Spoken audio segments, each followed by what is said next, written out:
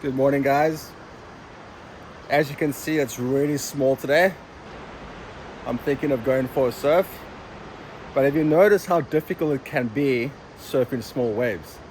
So in this tutorial, we're going to speak about the best way to surf small waves.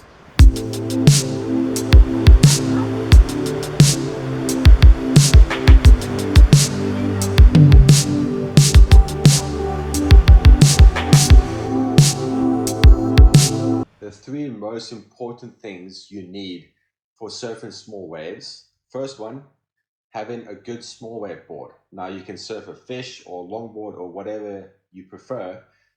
This board that I'm riding here is a flat board with a swallowtail, kind of a wide tail, and it has a quad fin setup, and it's very good and fast on these waves I'm going to show you of myself. The second one is to have a lot of speed. Speed is the most important thing you need on a wave forever. And then the third thing is to be able to stay in the pocket. Now let's just go back to um, this guy here. You'll see the difference between this guy's wave and my wave is his board is very flat and not moving, and he's not doing too much to project forward or to generate speed. Whereas with mine over here, you can see how I'm working the board. I'm getting the rails in and out the whole time to generate speed.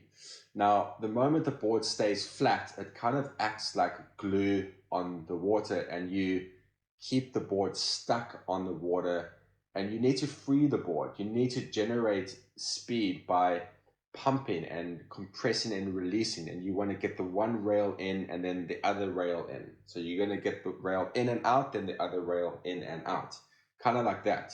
So over there you can see I'm doing short, small, quick strides, generating speed by compressing and releasing.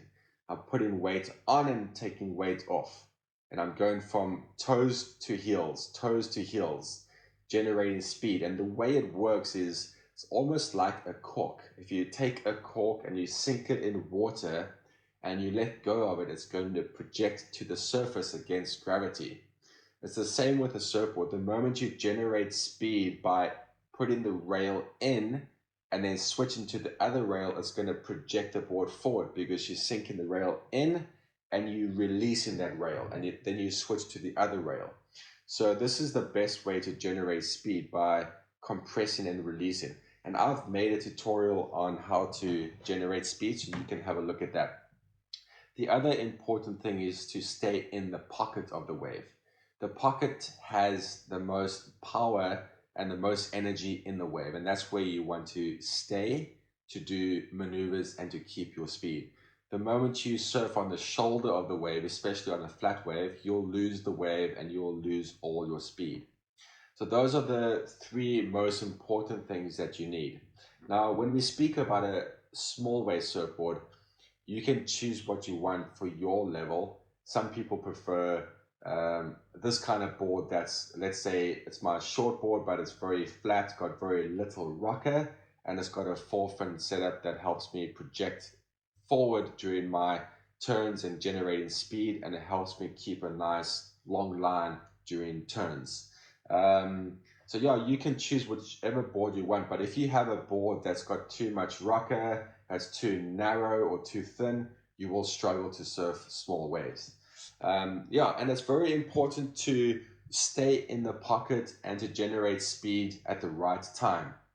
So if you look at this one here, so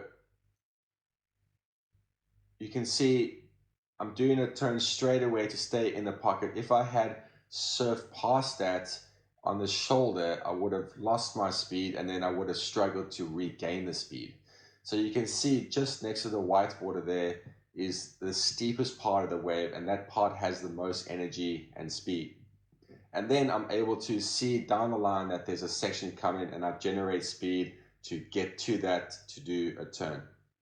So you want to read the wave and generate speed at the right time, or stay in the pockets at the right time. This kind of wave here that has no wall, has a very flat shoulder and a nice cute pocket, is the right kind of wave to just surf in the pocket, keeping your flow and surfing from rail to rail.